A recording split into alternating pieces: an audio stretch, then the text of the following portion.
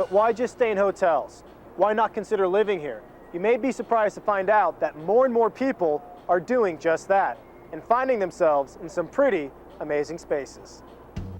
Elizabeth Crow has lived in a lot of area codes in Los Angeles, but she likes the 213 best.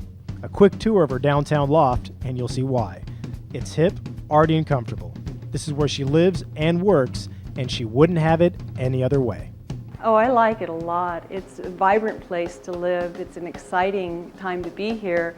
It feels a lot like New York in the sense of the street scene, the energy, the cafes that are opening, the good food, the entertainment choices are all wonderful. What I also found is that there's a strong sense of community. In our building, we have children that sell lemonade. They bring their friends over to play with my dogs, and when I go out and I walk my dogs, I have a lot of neighbors that'll stop and visit, and we have coffee together. Sometimes we go over to each other's homes, and I didn't expect that strong sense of a neighborhood living downtown, and I found it here. People who want to live downtown have more options than ever. Check out the Pegasus Apartments on Flower near Wilshire. This used to be Mobil Oil's LA headquarters. It's been totally redone after sitting vacant for 10 years. You gotta love the lap pool on the roof, where you can exercise beneath the downtown skyline. One of the true pioneers developing downtown as a residential area is Tom Gilmore. His development of the San Fernando and Hellman buildings in the old Bank District is credited with starting the loft boom downtown. When others looked to the outlying areas of LA, Gilmore looked no further than downtown. So who's moving in?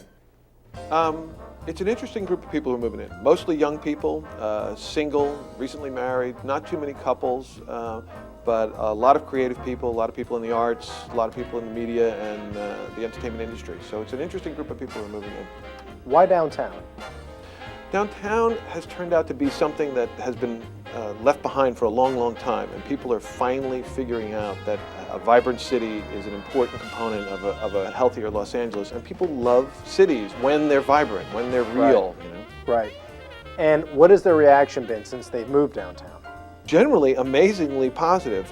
They turn out to be real investors in the environment here. I mean, they end up being more than simply passive players in an urban environment. They end up becoming active participants in urban revitalization. So we're really happy with them. They end up opening a lot of shops here, which is really kind of cool. Yeah. Wow. And what other types of amenities are coming? I think what you'll see mostly is individual amenities for the buildings, tennis courts, swimming pools, all of that sort of stuff, but I think the real amenity is more restaurants, clubs, bars, clothing stores, day spas, all the things that make cities, a lot of fun to be around. Right. And what about Ralph's? They're building a Ralph's here, and what do you think the effects will be on the residential? There's a new Ralph's coming, and that's really important. People are happy about that because now we have a full-service supermarket. But there's also a lot of other shopping opportunities in some of the ethnic markets as well, including Grand Central Market, some of the little stores here in the Old Bank District, over in Little Tokyo and Chinatown as well. The loft community, along with new luxury apartment complexes like the Medici and Orsini, have convinced a lot of people to move downtown. And that hasn't been lost on local businesses. Essential amenities are springing up to serve them. Before you think shopping is something new to downtown, think again. The Grand Central Market has been operating since 1917.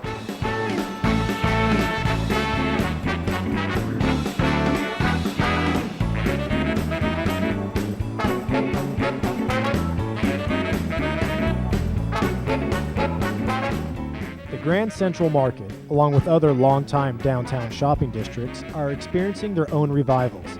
There are actually 7 really cool shopping districts in downtown, including Chinatown, Flower District, Little Tokyo, Alvaro Street, and the Toy District. However, the 2 most visited are the jewelry and fashion districts.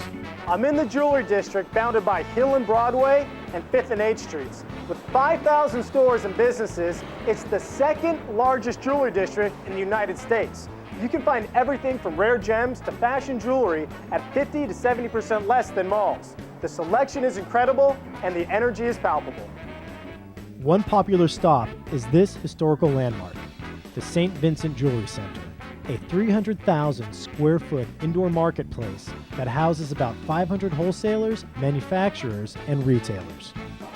We're here with Peklar Palavjian, and Peklar is one of the part owners of the St. Vincent Jewelry Center. Peklar, can you tell us a little bit more about the Jewelry Center and what one can find here? With pleasure. The Jewelry District is about 20 buildings strong. They encompass manufacturers, retailers, and wholesalers. We employ 15,000 people in the district. We do about $2.5 billion worth of business a year, and we pay about $150 million in taxes. Wow, so you're really contributing to the economic revitalization of downtown Los Angeles. I think in a big way, yes. And how long have you been here? We've been around for 20 years. The district has been around for a long time, but I've been around for about 20 years. And the St. Vincent Jewelry Center, which is the largest in the world actually, opened up its doors in 1983, and ever since then the district has been revitalized, so to speak, with the creation of the St. Vincent Jewelry Center, the International Jewelry Center, the other buildings that are around. We've actually contributed a lot, I think, to the downtown Los Angeles revitalization. Sure.